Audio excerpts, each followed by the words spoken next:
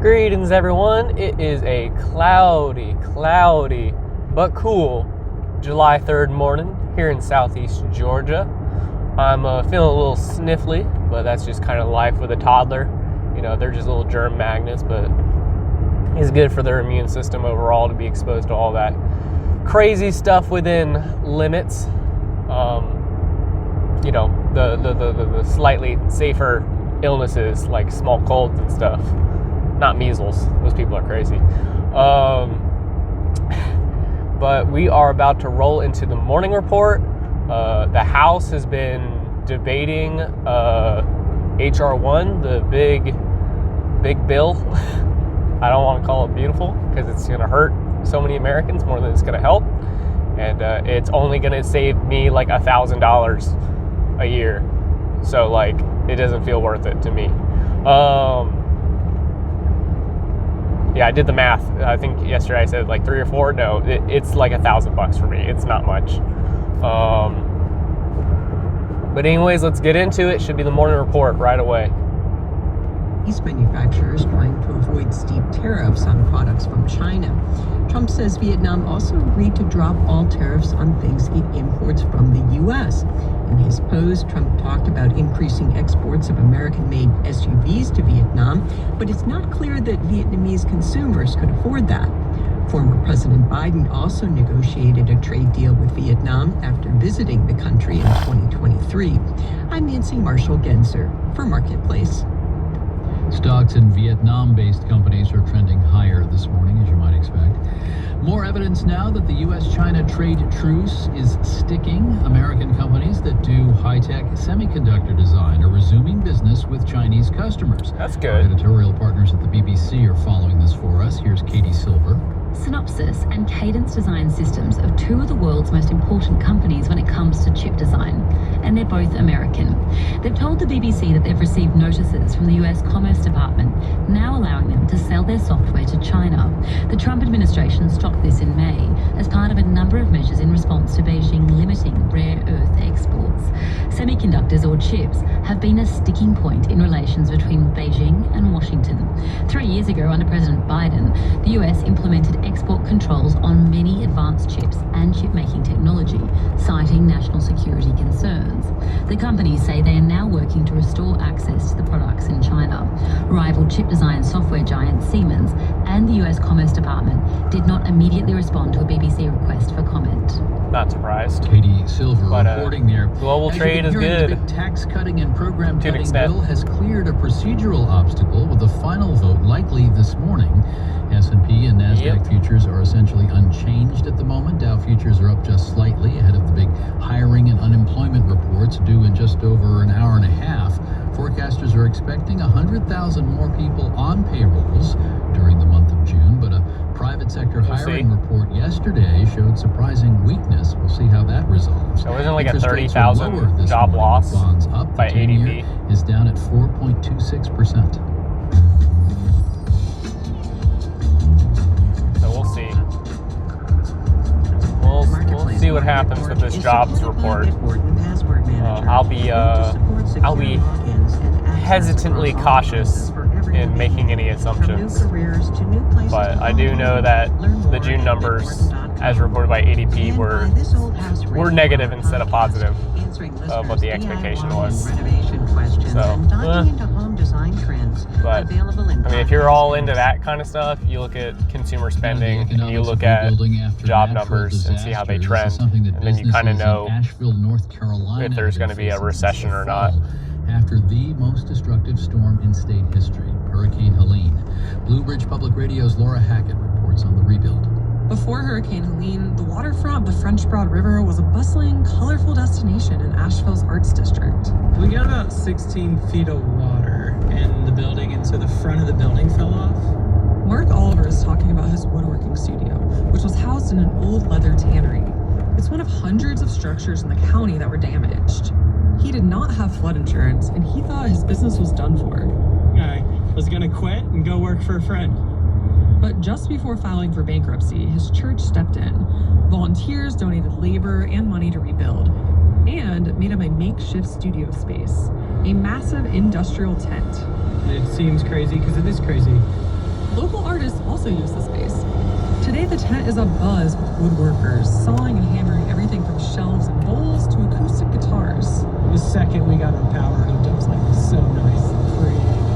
It's just nice to work. Something to think about The tent is in context with this story is that the military, I believe starting today, will no longer be sharing live updates with the National Weather Service for major weather events like hurricanes and cyclones. So all of us over on the East Coast and my family that lives on the Gulf Coast and everyone in between is going to be highly impacted by this decision, because a lot of that reporting that the military does, that's live reporting, is what is used by the National Weather Service and NOAA and by extension news organizations to warn people of those last second growths that happen in major hurricanes or major storm systems that have taken so many lives, both human lives themselves and then the livelihoods of people, like what is being discussed here in North Carolina and what happened here in Georgia last year. They're getting creative about flood. So I would highly recommend y'all pressure y'all's reps to pressure in turn the U.S. military to continue sharing this data, because it's going to hurt Americans. And the point of the military is like the common defense of the people, and I don't think that has to only be against people abroad.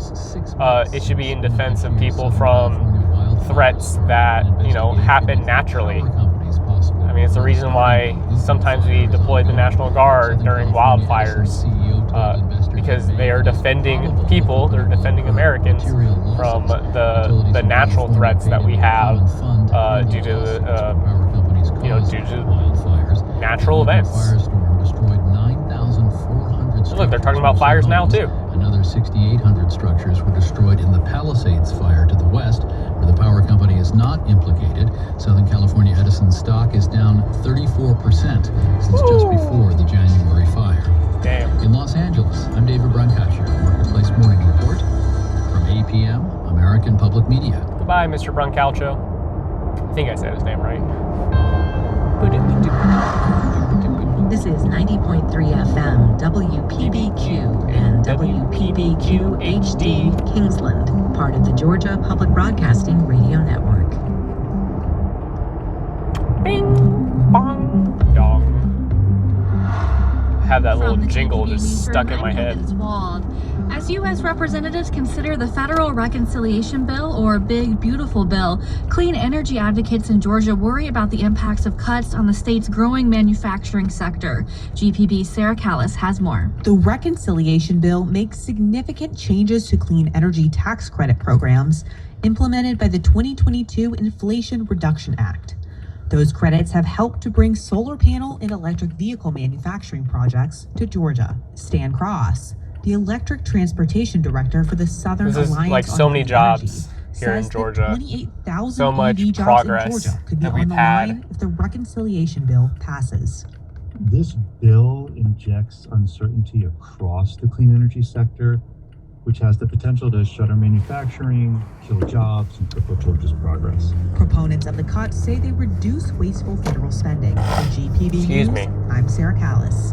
My the nose. U.S. Army Corps of Engineers is reopening 7 parks at Lake Lanier in time for the 4th That's of nice. July. It comes a little over a month after the Corps of Engineers said they would have to temporarily close 20 parks at the lake because of staffing shortfalls. A few days after the announcement, U.S. Congressman Rich McCormick, representing a district that includes the lake north of Atlanta, said the agency would only close 11 of the recreation sites. Now 7 more are reopening with the help of Forsyth and Hall counties. The Corps of Engineers says 2 parks will remain closed as they secure additional staffing resources. It's good. You're listening to Georgia Public Broadcasting. Live from NPR News in More Washington, parks. I'm Cora Vaccone. More open The House is spaces. wrapping up debate on the massive tax Good for credit your spending mind. bill backed by President Trump. Lawmakers in the House Good spent for all night kids. deciding whether to advance the bill in a procedural vote. House Republican leaders, along with the president, managed to get a few key holdouts to agree. The procedural vote passed passed narrowly. Speaker Mike Johnson believes the tax cut and spending legislation will finally be passed by the House this morning. We'll We're see. going to deliver the big, beautiful bill, the President's America First agenda, and we're going to do right by the American people. This is going to be a great thing for the country. Look forward to moving it forward. Democratic leader Hakeem Jeffries is expressing his anger over the bill, saying it will harm the most vulnerable Americans. This disgusting abomination, the GOP. God, I hate Hakeem Jeffries. That guts Medicaid, rips food from the mouths of children, seniors, and veterans, and rewards billionaires with massive tax breaks. So what he's saying is all correct, but the problem is that we wouldn't even be in this circumstance if we had a party on either side that actually represented the wants and needs of the American people. The Democratic Party is always on defense, and they're always trying to hold on to effectively what is the status quo and not trying to push any progress here in America, because they are their responsibilities is to the same corporate donors as the Republican Party. So because there was no actual fight during the last 4 years, and really the first 2 years of the Biden administration, like that's why we're in the circumstance that we are in now, where we have people just like hungry for just ripping people's lives apart to continue giving, you know, people like me $1,000 tax cut. And not even a tax cut, it's really just preventing a $1,000 tax raise. And I make good money. I'm able to support my family off my paycheck because of the job I do and the experience that I had in the military. So it's just ridiculous. So just remember that every time Hakeem Jeffries speaks, or one of his elite Democrats over in Congress, both in the Senate and the House, when they're talking bad about this bill, like their actions led to this moment, and really it was their inaction that led to this moment to help actually push better lives for Americans. It's just very upsetting, but that's history, I guess. It's the slow accumulation of actions into big events. This is gonna be a big event for the year, the big event probably for the next few years. President Trump visits Des Moines, Iowa today. But it'll be subsumed by something else. Hopefully something better, not something worse. The Declaration of Independence. Organizers have planned festivities over the next 12 months. The final celebration is planned for next year on the National Mall in Washington, D.C. The pop charts have not changed much lately, but a superstar rapper is making her presence felt this week. Excuse me. NPR's Stephen Thompson has the story. Alex Warren's Gotta hydrate when you're feeling under the weather. For a fourth week, part of a larger pattern where hit songs tend to. Luckily, I'm like the only person in my group But this week, the rapper at work Cardi today B is that's shaking going to off actually the be at work. doldrums. So Her new I can song, avoid Outside, debuts pretty at much everybody, which will be nice, and I can just work on some Cardi B has programming. released a bunch of freestanding hit singles since her last album in 2018, and several of them, including Up and WAP, will appear on her forthcoming album, Am I the Drama? Cardi B has already pulled off an odd feat by including hits from 4 or 5 years ago. Am I the Drama has already qualified for platinum status, and it's not even out until September.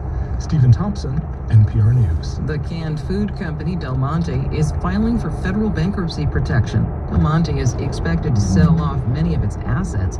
Some observers say consumers have been focused more recently on fresh I always foods find it as interesting opposed when to I'm canned goods. driving on this road It'll and be there's just hot in someone the upper going like Midwest 12 today. under the speed in limit. parts of northern Minnesota and Wisconsin, it could feel And then there's just like this it's long 100 train of people, degrees or more and you today. can't pass them because it's like a 2-lane road, and there's always people going the other direction because, I mean, I really am traveling between two like stations. Other hubs contributors include AG1 for my commute. So like, there's all these people going that way drink with vitamins, minerals, and probiotics for that area, and there's always people going this way for this area. Up, there's a gap. Person in front making a move.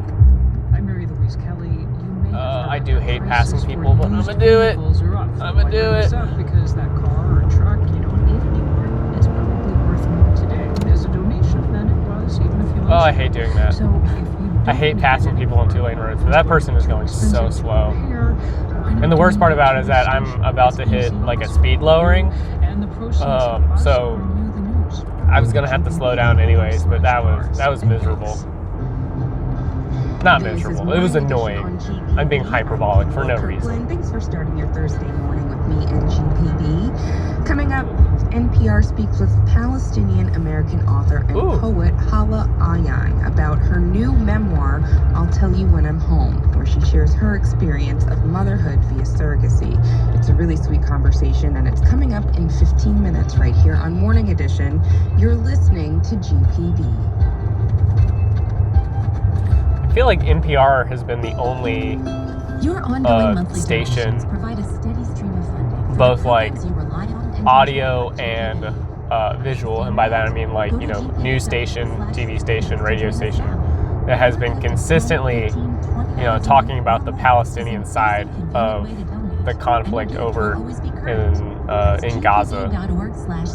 Like, I mean, I remember when I started started listening again to public radio back in November, like, it was crazy how much coverage they had of Gaza and how much of the killing of the innocents in Gaza, and not covering for the Israeli state, and therefore covering for the U.S. government's action of selling weapons for evil. A group of GOP holdouts stalled a procedural vote for a while, but ultimately enough gave in to move the bill forward. Now Republicans are racing to approve the plan in time to get the bill to President Trump's desk by tomorrow's self-imposed July 4th deadline. NPR congressional correspondent Claudia Grisales has been following all this and joins us now. Hi, Claudia.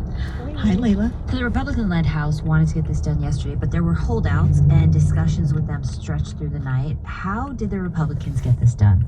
Right. We've seen this movie a few times. Yeah. And so what we've seen, and saw again last night, is fiscal hawks and moderates opposed to the bill's Senate changes after it passed there earlier in the week. Moderates, for example, have been concerned about steeper cuts to Medicaid, which provides health care for low-income, elderly, and disabled Americans, while fiscal hawks said the cuts didn't go deep enough. I wonder what got Senator Hawley across the line. Was kept open since yesterday morning as these talks, because he was very opposed to it House Republican leaders continued, and we even saw when the bill got to the Senate on the House floor right after a member of the fiscally conservative House Freedom Caucus, this is Congressman Andrew Clyde of Georgia, voted no. We saw him immediately surrounded by leadership, followed by an extended one-on-one with House Speaker Mike Johnson.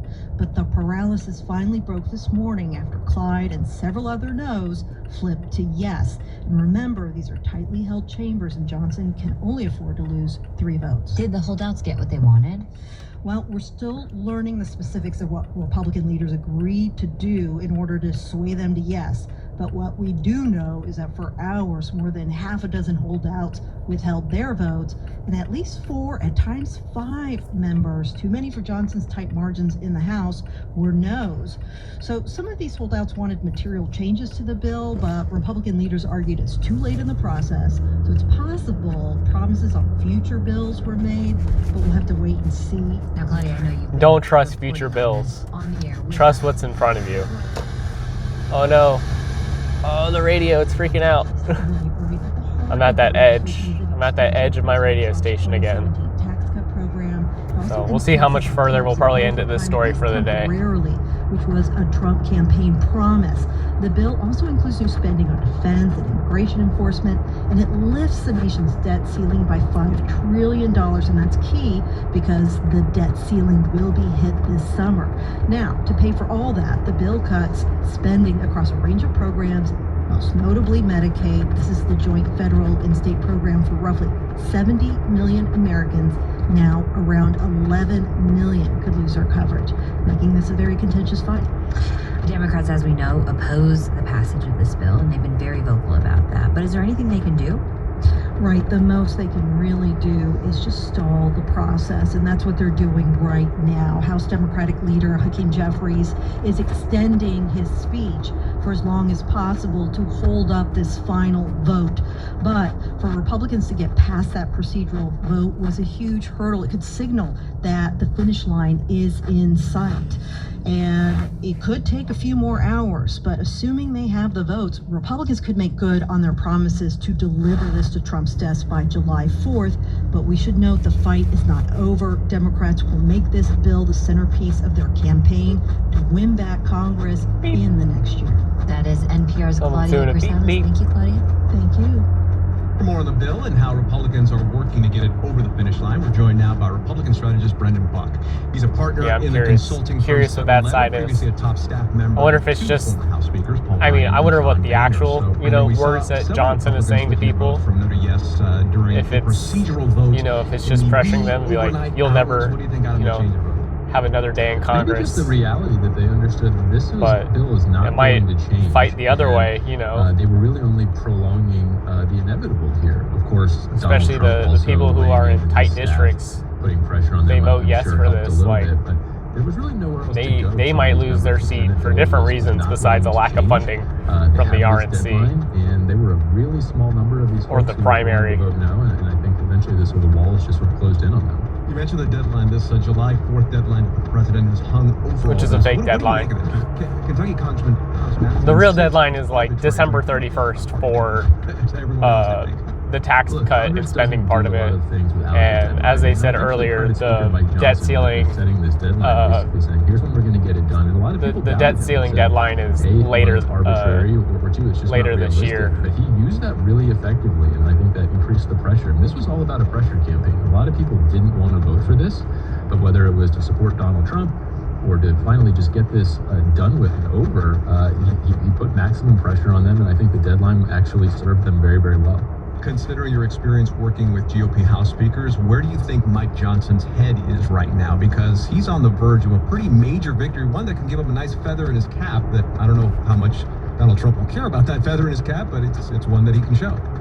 Yeah, let's set aside the substance of the bill. As a matter of marshaling legislation through Congress, I think we should now have a lot of respect for Mike Johnson's abilities. This is a member of Congress who's not ability of being a snake for very long. He was put into the speakership after only a few terms, and he has proven very adept at this.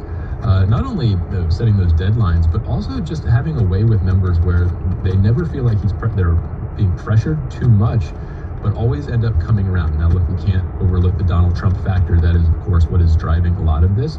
But time and time again, he has gone to the floor unclear if they're going to have the votes to pass something, and every single radio is about to go out. Delivered. And I think that will give him a lot of credibility going forward. And it seems like he's got a pretty firm grip over the job at this point. Hakeem Jeffries is still speaking right now. How quickly, as soon as he finishes, do you think Johnson will call this vote? Well, I think very quickly. They only allowed for a total hour of one debate. Of course, Hakeem Jeffries speaking doesn't count towards that. But I think they're ready to get this done. I think they're ready to get out of town. That's also another factor here. I think these Congress always wants to go on vacation. They want to get home. So I think they're going to. They always want to have their days off. That vote takes as long as the last ones. Hopefully not. I imagine they have the votes wrapped up at this point. But this could be all said and done by this morning. An hour of debate. What's their? They really just want to have their golf tournaments and their luxury trips by donors. Very interested to see how the vote goes. Republicans can only lose 3 votes. 4 would defeat the bill. And there's definitely going to be a number of members, particularly those moderate members or members in swing states, who don't want to have to vote for this. It would probably imperil their reelection.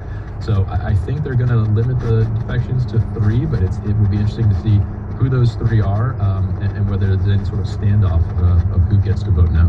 How much do you think President Trump cares about how the bill may play out in the 2026 midterms?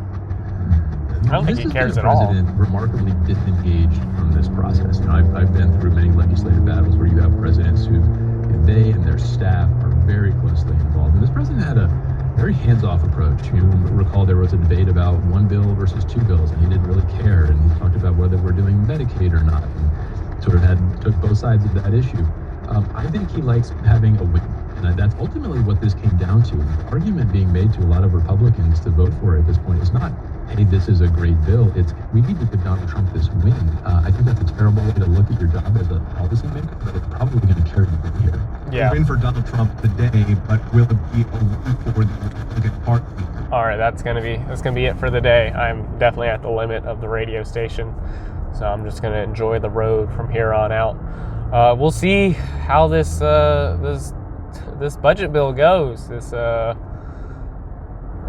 this tax cut for the ultra wealthy, this tax status quo for working Americans like me, and the loss of healthcare for so many, and the loss of food for so many. We'll see how this goes over the morning. But beyond that, I hope y'all have a great day. I won't be posting another public radio video until Monday, since my job is gracious enough to give us 4th of July off.